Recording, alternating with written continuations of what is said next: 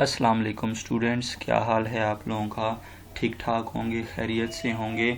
आज की इस वीडियो में हम Newton second law of motion पर बात करने वाले हैं। बहुत ही इम्पॉर्टेंट, इजी और इंटरेस्टिंग लॉ है। फर्स्ट लॉ को हम स्टडी कर चुके हैं।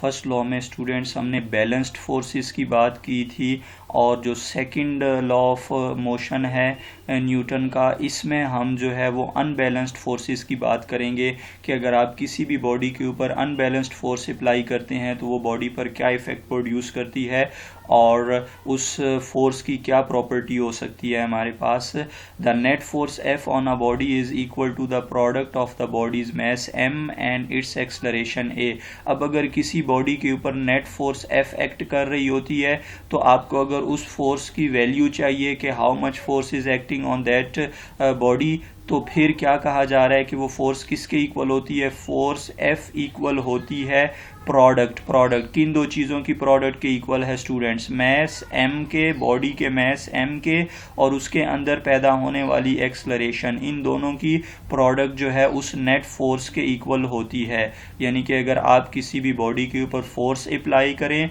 और फिर आपने उस फोर्स को कैलकुलेट करना हो, how much force we have applied on that body, what we have to do, we have to calculate the mass of the body which will be known to us, and we have to calculate the created acceleration in that body, and then we have to take product of both of these quantities, that will be equal to the force applied। ये value applied force के equal होगी, यानी कि applied force की value हम mass और created produced acceleration की product से कैलकुलेट कर सकते हैं। या दूसरी डेफिनेशन, दूसरी स्टेटमेंट देखते हैं इस लॉ की। A net force means unbalanced force applied on the body produces an acceleration A on the body. यानी कि आप जब भी किसी बॉडी के ऊपर अनबैलेंस्ड फोर्स अप्लाई करेंगे तो बॉडी में क्या होगा, वो अनबैलेंस्ड फोर्स एक्सलरेशन प्रोड्यूस करेगा, बॉडी में एक्सलरेशन प्रोड्यूस होगा। अब इस एक्सलरेशन की क्या प्रॉपर्टी होगी। This acceleration is directly proportional to the magnitude of the net force. ये एक्सलरेशन नेट फोर्स की मैग्नीट्यूड के डायरेक्टली प्रोपोर्शनल होगा and inversely proportional to the mass of the object यानी कि ऑब्जेक्ट के मैस के इनवर्सली प्रोपोर्शनल होगा। Mathematically आप लोगों को लिखा हुआ नजर आ रहा है, A is directly proportional to F, A is inversely proportional to M. यही ऊपर स्टेटमेंट में कहा गया स्टूडेंट के produced acceleration by applied force that is directly proportional to the applied force and inversely proportional to the mass of the body.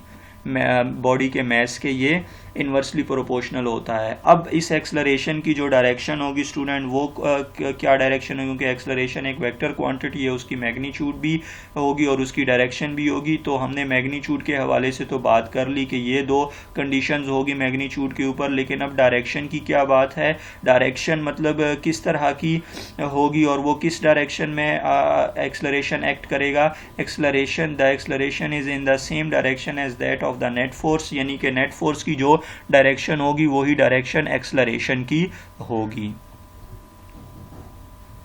Combining 1 and 2 equations we get. अब इन दोनों equation को आपस में कंबाइन कर लेते हैं तो a is directly proportional to f over m बन जाएगा। Or a is equal to k into F over m। जब भी स्टूडेंट्स हम प्रोपोर्शनैलिटी साइन हटाते हैं तो हम एक कांस्टेंट अप्लाई कर रहे होते हैं, और यहाँ पर वो कांस्टेंट k की शक्ल में अप्लाई किया गया है। a is equal to k into F over m। अब हम क्या करते हैं, अब हम स्टैंडर्ड जो है वो क्वांटिटीज़ लेते हैं। If m is equal to 1 kg and a is equal to 1 metre पर second then f is equal to 1 newton. तो अगर आप मैस को 1 kg यूनिट ले लें, एक्सलरेशन को भी यूनिट ले लें, तो फोर्स आपके पास 1 न्यूटन कहलाएगी। Substituting in f is equal to k m a, आप जो है वो स्टूडेंट्स के एम ए यानी कि m को आप इस साइड पर f is equal to K M ए, आप लोग जो है वो इसमें वैल्यूज़ लगाएं। किसकी वैल्यू लगानी है, f is equal to K M A में आप वैल्यू लगाएं। We get k is equal to 1। तो हमारे पास k की वैल्यू क्या आ जाएगी स्टूडेंट्स, वो 1 आ जाएगी। And so we can write, और इस तरह हम लिख सकते हैं a is equal to 1 into F over M, और a is equal to F over M.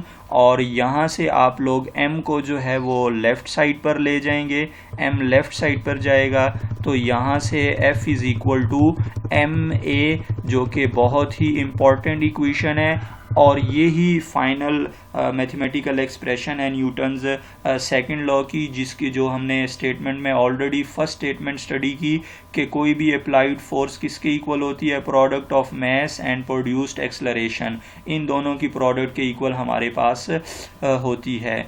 Newton second law tells us that acceleration a will be largest when force F is large and mass m small। तो अब आपके पास जो है वो क्या कहा जा रहा है कि न्यूटन सेकंड लॉ में बताता है कि एक्सलरेशन कब आपके पास जो है वो ज़्यादा होगी, आप वेलोसिटी में कब ज़्यादा चेंज प्रोड्यूस कर सकेंगे, जब फोर्स आपने ज़्यादा अप्लाई करनी है और मैस आपने स्मॉल रखना है। यानी कि स्मॉल मैस हो और फोर्स ज़्यादा हो तो एक्सलरेशन क्या होगी, ज़्यादा होगी। जैसे अगर आप देखें तो स्मॉलर गाड़ी की स्पीड ज़्यादा होती है और बड़ी गाड़ी की स्पीड कम होती है, तो यही जो है वो सिचुएशन होती है उसमें कि स्मॉलर गाड़ी में एक्सलरेशन ज़्यादा प्रोड्यूस होता है, यानी कि उसकी वेलोसिटी में इंक्रीज ज़्यादा होता है, उसकी वजह से वो ज़्यादा तेज़ी के साथ गाड़ी दौड़ रही होती है। तो स्टूडेंट्स अब यहाँ से हम एक और भी जो है वो डेफिनेशन अखज़ करना चाह रहे हैं कि F is equal to 1 newton. चूँकि फोर्स का यूनिट जो है वो हम न्यूटन स्टडी कर रहे होते हैं, फोर्स का SI जो यूनिट है वो हमारे पास न्यूटन है। तो अब यहीं से ही हम न्यूटन की डेफिनेशन भी स्टडी करना चाह रहे हैं। न्यूटन की डेफिनेशन क्या है हमारे पास कि अगर आप 1 kg के मैस में 1 metre per second square 1 metre per second square का एक्सलरेशन प्रोड्यूस करते हैं, तो 1 kg के मैस में 1 मीटर पर सेकंड स्क्वायर का एक्सलरेशन प्रोड्यूस करने के लिए जितनी फोर्स अप्लाई करना पड़ती है उस फोर्स की क्वांटिटी 1 न्यूटन कहलाती है। उसको हम कह रहे होते हैं कि ये 1 न्यूटन है। तो इस तरह क्या कहा मैंने, दोबारा उसको ज़रा सुन लीजिए कि 1 kg की बॉडी में 1 मीटर पर सेकंड स्क्वायर का एक्सलरेशन प्रोड्यूस करने के लिए जितनी फोर्स अप्लाई होती है, that force is equal to 1 newton. We will call that force 1 newton. Students, उम्मीद करता हूँ ये लेक्चर आप लोगों को समझ आ गया होगा, आप लोगों ने इसको एंजॉय भी किया होगा। तो आप हमारे चैनल को लाइक करें, सब्सक्राइब करें, दोस्तों के साथ भी शेयर करें और कमेंट भी ज़रूर कीजिएगा और वैल्यूएबल सजेशन भी ज़रूर दीजिएगा। अल्लाह हाफिज़।